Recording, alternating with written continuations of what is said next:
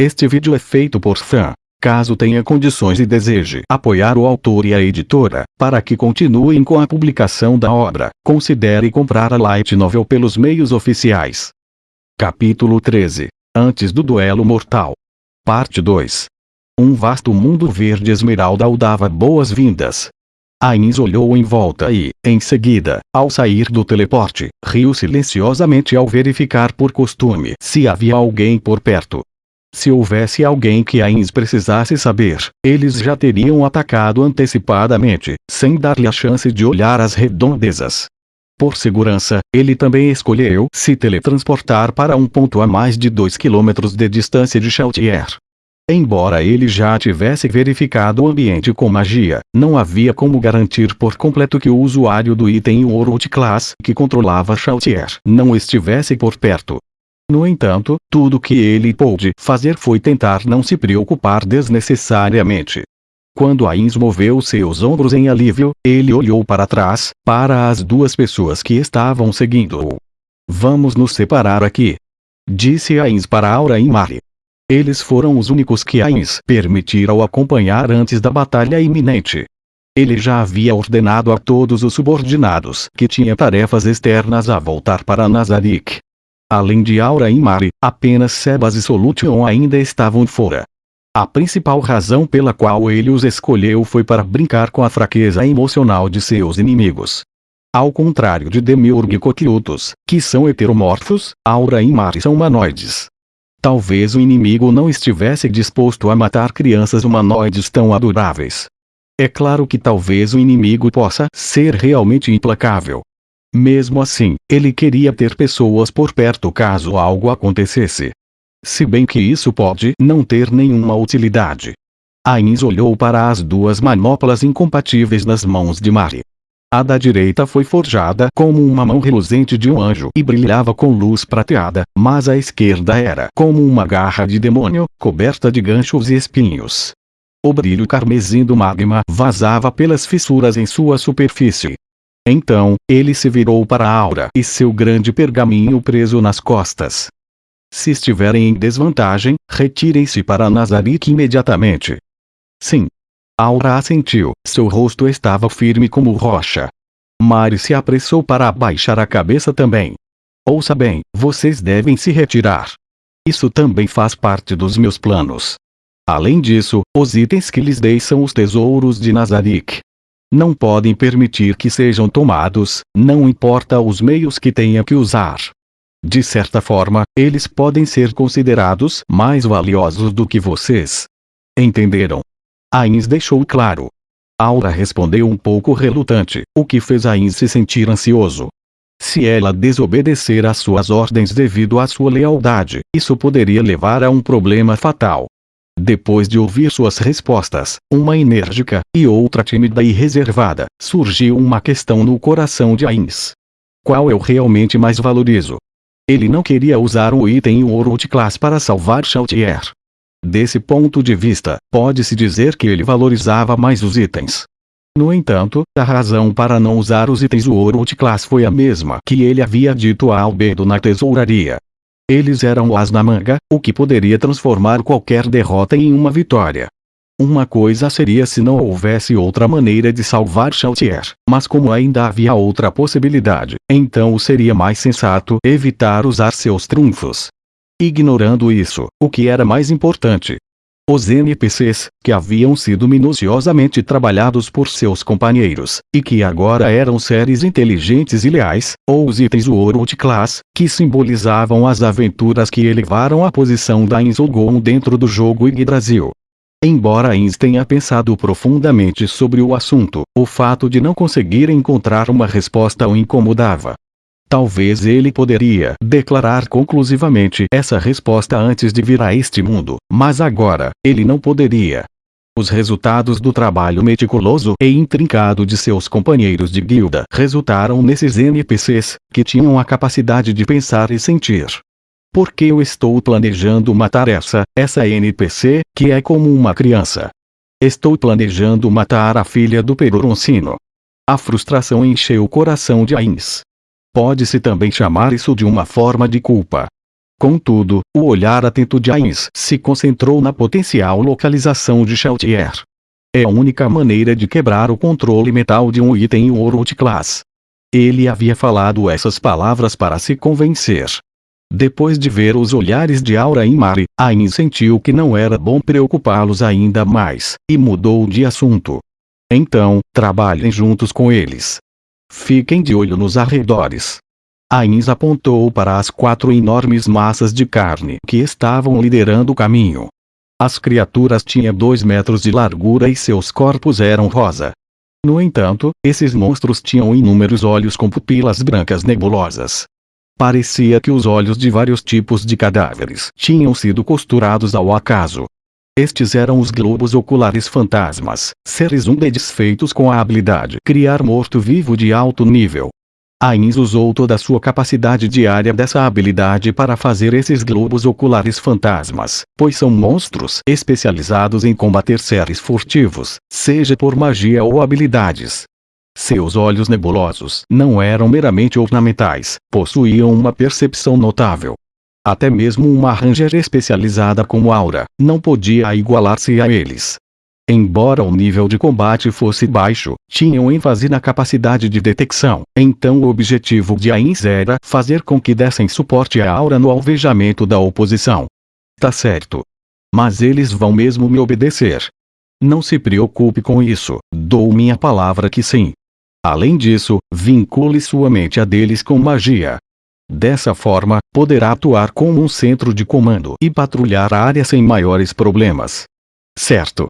Bem, se eu fosse sozinha seria mais rápido, mas não sabemos onde estão esses caras. Deixa comigo. Depois que o Mar usar magia de aprimoramento de furtividade, a gente vai pegar qualquer um que aparecer e então vamos nos esconder, é assim mesmo. Conto com vocês. Ainz sorriu discretamente, embora não pudesse ser visto, pois seu rosto não podia se mover. A última pessoa a entrar na sala foi Demiurge, que se sentou de qualquer jeito em um assento vazio. Isso ilustrou claramente o seu humor, uma vez que ele nunca agiria de forma tão indelicada em circunstâncias normais. E então, qual a explicação para isso? Demiurge estreitou os olhos enquanto dirigia sua questão para Albedo, sentada à sua frente na mesa. Responda, porque concordou com isso. Seu tom foi uniforme em ambas, mas isso era simplesmente um fino véu sobre a superfície. Todos podiam sentir o quão intensas eram as farpas em suas palavras. Quando alguém tipicamente calmo demonstrava grande emoção, a disparidade de seu comportamento habitual fazia com que essa emoção parecesse ainda mais intensa para os outros. Ainda assim, nem mesmo isso seria acurado, pois Demiurge estava muito hostil, e nenhum de seus companheiros o tinha visto de tal maneira antes. Contudo, em face deste questionamento, cheio de hostilidade, ou mesmo intenção assassina, Albedo permaneceu impassível. Foi a decisão de Ainz-sama. Como subordinados, podemos nos opor. Por quê? Disse ele, interrompendo Albedo como uma lâmina de uma guilhotina, então completou. Porque quando Ainz-sama partiu para a cidade humana, e Rantel, foi você quem insistiu em que um guardião o seguisse. Mas agora, magicamente você concorda. Você mais do que ninguém deveria estar preocupada com a segurança do Ainz-sama neste momento, assim como estava antes. Albedo inclinou a cabeça em resposta, e o rosto de Demiurge ficou visivelmente irritado. Não me faça perguntar de novo. Por que você permitiu isso? Sua raiva pareceu sacudir a sala. Essa intensidade era completamente diferente do Demiurge com quem eles estavam familiarizados. Coquiltos virou lentamente a cabeça, olhando as duas pessoas se encarando. Havia preocupação em seus olhos. Além disso, deveria saber que o Ainz-sama estava enganando você, não é? Perguntou Demiurge, com sua voz baixa e suprimindo a raiva. Depois que Albedo assentiu novamente, Coquiltos exalou bruscamente. Ambos sabiam que esse som claro e agudo era aquele que Coquiltos fazia quando estava confuso. Anteriormente. Você disse que Ainz-sama lhe disse suas razões para deixá-lo lutar sozinho, mas você não acha estranho do Ponto de vista de Ain-sama. Ataque sequencial seria mais seguro. Poderíamos atacar em ondas, assim diminuiríamos o HP e MP de Chautier. Correto, Coquelutos. Não há como a Insama não ser capaz de pensar em uma estratégia que possamos facilmente criar. Em outras palavras, o Insama estava deliberadamente mentindo para esconder outra coisa. Qual seria o motivo? Eu não sei, é por isso que estou perguntando. Albedo, já que você não sabia o motivo, por que deixou a Insama ir sozinho? É porque o Insama de agora é um homem completamente diferente de quem ele era alguns dias atrás. Demiurge abriu ligeiramente os olhos para mostrar que estava confuso, como se pedisse a Albedo que continuasse sua explicação. Naquela época, a Insama não parecia um homem, mas em vez disso, como devo dizer, sim, isso pode soar desrespeitoso, mas naquela época ele parecia uma criança fugindo do mundo. Eu não senti nada disso. Não é você que está vendo coisas onde não existe? Demiurge desviou o olhar para o cristal monitor dentro da sala. Sua superfície exibia a forma de seu mestre caminhando nas profundezas da floresta. Realmente pensa assim? Eu não acho que me enganaria a respeito do olhar no rosto do homem que eu amo. Albedo estava olhando para o cristal monitor também, mas com o olhar de uma donzela apaixonada em seu rosto. No entanto, essa expressão só irritou o Demiurge, que já estava bem frustrado. Não me diga. E essa expressão agora, diz o quê? Neste momento, o Insama tem uma expressão de grande convicção em seu rosto. Como mulher, talvez seja desleal pensar dessa maneira, mas quando percebi que meu amado mestre manteria essa convicção até o fim, então vi que não havia mais nada a dizer. Além disso, ele me prometeu que retornará triunfante. Uma vez que ele viu que Albedo não iria continuar, Demiurge, visivelmente descontente, não pôde mais se conter. Você é ingênua. Irracional.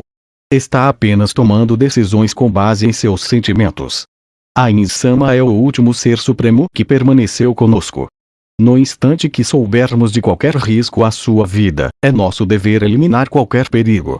Mesmo se formos repreendidos por isso, mesmo que resulte em uma sentença de morte, ainda devemos agir. Houve um som estrondoso quando Demiurge se levantou. Onde você vai? A voz de Demiurge estava bastante calma quando ele se virou para sair. Não é óbvio? Enviarei os meus lacaios. Demiurge sentiu algo acelerando em sua direção e se virou para olhar. Ele viu Coquelutos, brandindo uma arma de Viniclass. Já entendi tudo, então a razão pela qual você me chamou aqui e me ordenou para este lugar foi para isso, não foi, Albedo? De fato, Demiurge. O 7º andar já está trancado sob ordens minhas e de Insama, e nós temos o controle de todos os vassalos. Preciso dizer de quem são as ordens que eles vão obedecer. Loucura. Como vai assumir a responsabilidade se o Insama perecer? A Insama é a última entidade remanescente a quem podemos prometer nossa lealdade. A Insama retornará. Como pode ter tanta certeza? Os olhos de Demiurge se arregalaram, mas não havia olhos dentro das órbitas dos olhos. Em vez disso, ele tinha pedras preciosas, que não tinha pupilas ou esclera, mas que eram lapidadas com incontáveis facetas e cintilantes. Acredite em seu mestre. Este é o nosso propósito, como aqueles que foram criados por eles. A boca de Demiurge estava abrindo e fechando todo esse tempo, mas agora ele fechou com firmeza. Isso porque ele percebeu que ela pode estar certa. Os NPCs de Nazarick eram absolutamente leais aos 41 seres supremos, mas a maneira como eles expressavam sua devoção variava entre cada um deles. Assim, era natural que Demiurge e Albedo pudessem ter opiniões diferentes sobre como demonstrar sua lealdade. No entanto, a ideia de lealdade de Albedo abalou Demiurge em seu núcleo. Mesmo assim, ele ainda estava preocupado e, como o desconforto em seu coração não desaparecerá, ele dera voz àquelas palavras. Se o Insama se desvanecer como os outros seres supremos, a quem devemos ser leais? Fomos criados para sermos leais a eles, mas uma vez que perdemos esse valor, que razão existe para existirmos? Como-se para encobrir suas próprias emoções, Demiurge sentou-se com força no assento, estava completamente diferente de como costumava ser. Se alguma coisa acontecer com a Insama, você renunciará ao seu cargo de supervisora guardiã. Demiurge.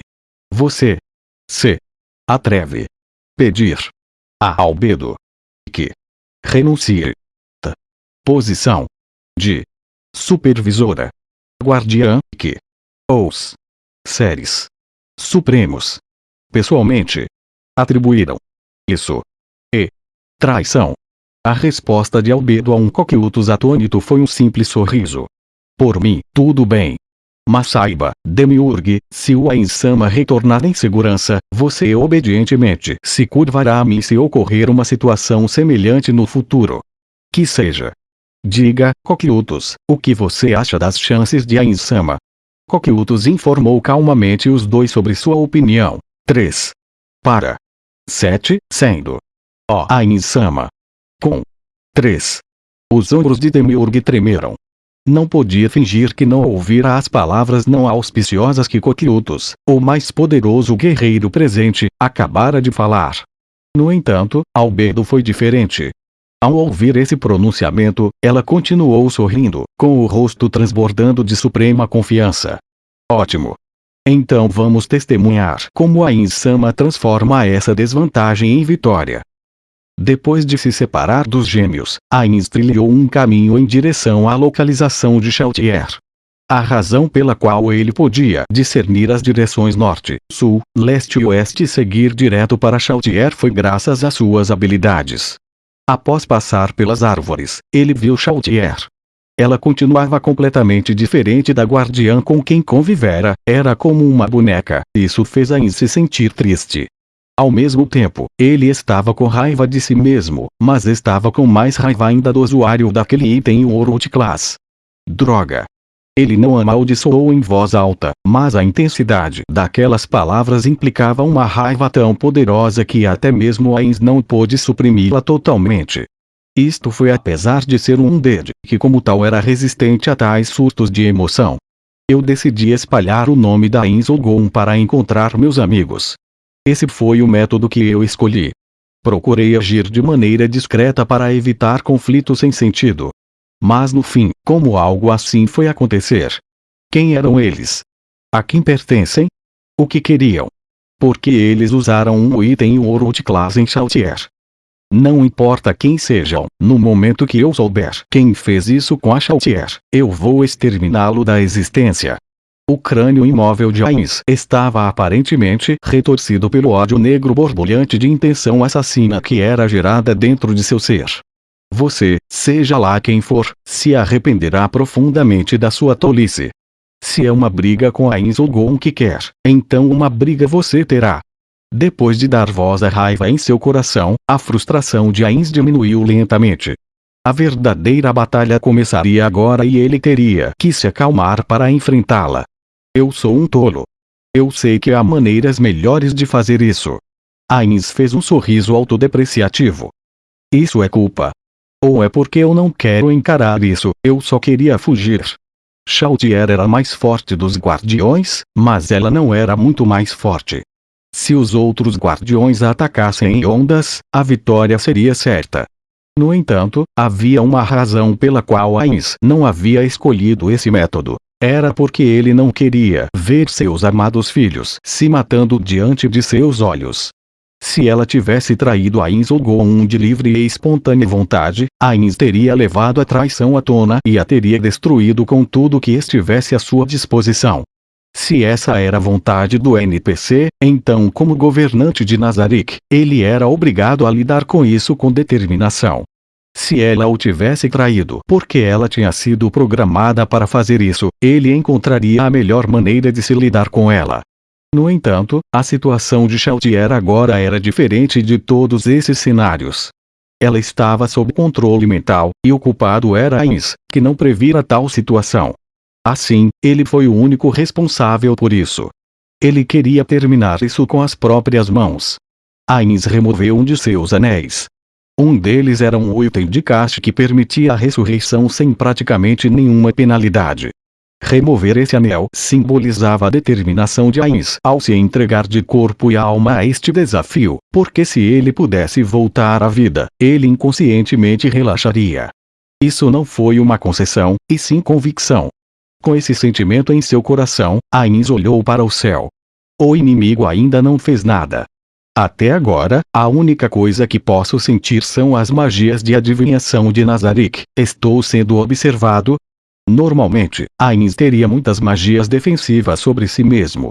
A contramedida anti-adivinhação que ele usou no vilarejo Carne era uma delas.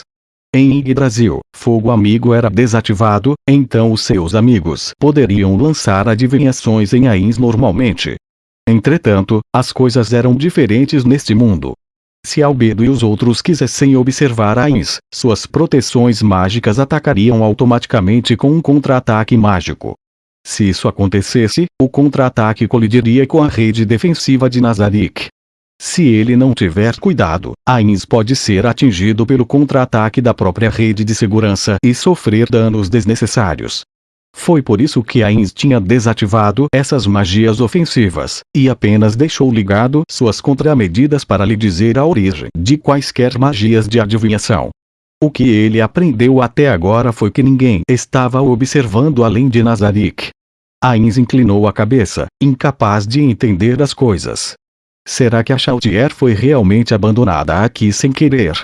E será que Albedo descobriu minha mentira? Fazer o quê? Embora isso não seja uma aposta para você, não é, Chautier? Claro, não houve resposta de Chautier e seu rosto inexpressivo. Ainz olhou para Chautier. Ele imaginou uma batalha simulada em sua cabeça e sentiu como se estivesse a evitando. Mesmo que houvesse se decidido um momento antes, apenas ficar de pé aqui o encheu de um incrível estresse mental. Embora ele estivesse preparado para se sacrificar, não, era precisamente porque ele estava preparado para morrer que o que restara de Suzuki Satoru, um humano de espírito fraco, que estava com medo. O que estava prestes a vir, seria uma batalha até a morte. Essa não seria uma luta em um jogo como Yggdrasil, esse seria um verdadeiro duelo mortal. Isso seria diferente de suas batalhas com Nigon e Clementine, onde ele tinha lutado mais para massacrado, com pessoas que não eram nada além de um inseto para uma bota. Dessa vez, o resultado era incerto, ele estava começando de condições incrivelmente desfavoráveis.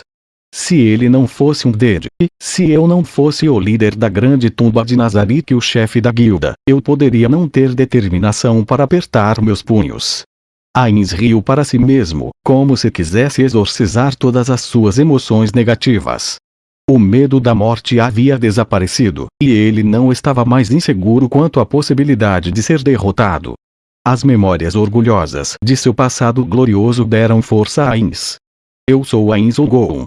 Como esse nome poderia ser derrotado? Ele era um mestre da grande tumba de Nazarick. Ele provaria que seu título não era um mero adorno. Os olhos de Ainz estavam aguçados enquanto estudavam a indefesa Chautier. Então, hora de começar. Ainz gritou quando ele lançou sua magia. Ele selecionou cuidadosamente uma magia de seu enorme repertório, e ativou uma magia de 10º nível. Corpo de berilo efulgente. O corpo esquelético de Ainz brilhou em verde e depois, Ele riu, seus olhos continuavam fixos em Chautier quando ele lançou a magia. Ele riu por causa desse resultado inesperado e também porque ele havia ganho uma grande aposta. Exatamente como eu esperava. Contanto que não considere minhas ações um sinal claro de hostilidade, os NPCs não entrarão em status de combate. É como se estivesse no jogo. Essas ações eram idênticas às dos monstros com controle metal em Yggdrasil. O fato de a lógica do jogo poder ser usada aqui melhorou um pouco a enorme desvantagem que ele enfrentava. Já que é o caso, sinto muito, Chautier, mas você terá que me esperar assim por mais um pouquinho. Ainz continuou conjurando várias magias. Voar, bênção do Magic Caster, parede infinita, ala mágica. Sagrada, essência da vida, grande potencial total, liberdade, dados falsos. Veda, ver através, intuição paranormal, grande resistência, manto do caos, indomabilidade, reforço de sensor, grande sorte, reforço mágico, poder dracônico, grande endurecimento, aura celestial, absorção, aumento de penetração, grande escudo mágico, essência de mana, maximização tripla de magia, mina terrestre, magia tripla, selo mágico maior, magia tripla aumentada, flecha mágica. Esse fluxo aparentemente infinito de magia cercou o corpo de Ainz. Então, aqui vou eu. Tais palavras dita que ele terminou seus preparativos, foram dirigidas a Chautier e a ele mesmo. A primeira coisa que Ainz fez a seguir foi usar um dos ultimatos mágicos que possuía, magias que ultrapassaram o 10º nível de magia.